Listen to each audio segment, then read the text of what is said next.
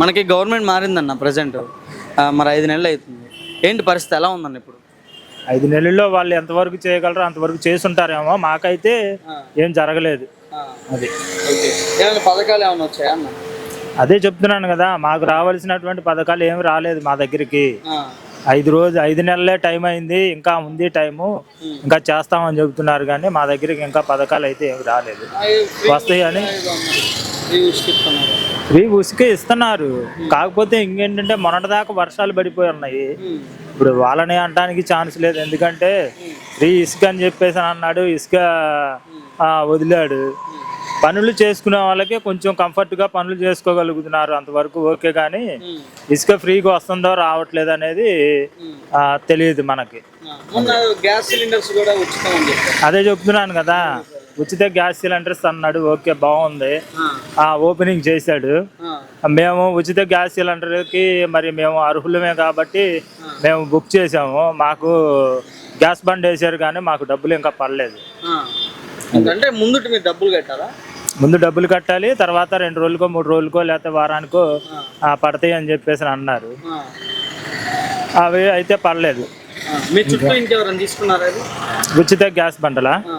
ఉచిత గ్యాస్ బండ్లో కొంతమందికి వచ్చినాయి, డబ్బులు కూడా పడినాయి. అంటే వాళ్ళు దీపం పథకంలో ఇంతకు ముందు తీసుకున్నటువంటి వాళ్ళు. మేము దీపం పథకంలో తీసుకోవాలా గ్యాస్, మామూలుగా తీసుకున్నాం మా సొంత డబ్బులు పెట్టి. వాళ్ళేమో దీపం పథకం ద్వారా గ్యాస్ తీసుకున్నారు కాబట్టి వాళ్ళకైతే డబ్బులు పడినాయి, మాకేమో పడలేదు. దాని గురించి ఈసారి బుక్ చేసినప్పుడు ఏమన్నా మార్పులు చెంది ఏమన్నా చేయటానికి ఛాన్స్ ఉంటుందని మేము ఆలోచిస్తున్నాం.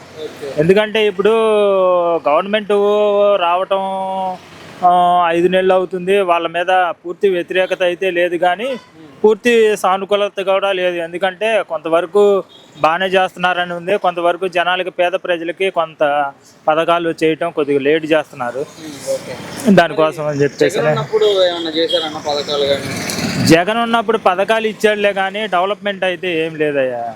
వాస్తవంగా ఏంటంటే జగన్ ఉన్నప్పుడు జరిగినటువంటి విషయాల గురించి మాట్లాడుకుంటే చాలా రకాలు మాట్లాడుకోవాలి. 1 కాదు 2 కాదు, మనం చెప్పుకోవటానికి చాలా రకాల. ఇసుక జగన్ ఉన్నప్పుడు 6,000 6,500 అమ్మారు. ఈరోజు 3,000కో 3,500కో దొరుకుతుంది అంటున్నారు. అయితే ఫుల్ క్లారిటీ మనకు తెలియదు. 6,000 7,000 అలాగే అమ్మారు. ఎందుకంటే లాస్ట్ ఇయర్ నేను ఇల్లు కట్టించాను. ఒక్కొక్క ట్రాక్టర్ వచ్చేసరికి ఇసుకని 6,500 పెట్టి కొన్నాను. దగ్గర 15 ట్రాక్టర్లు కొన్నాను.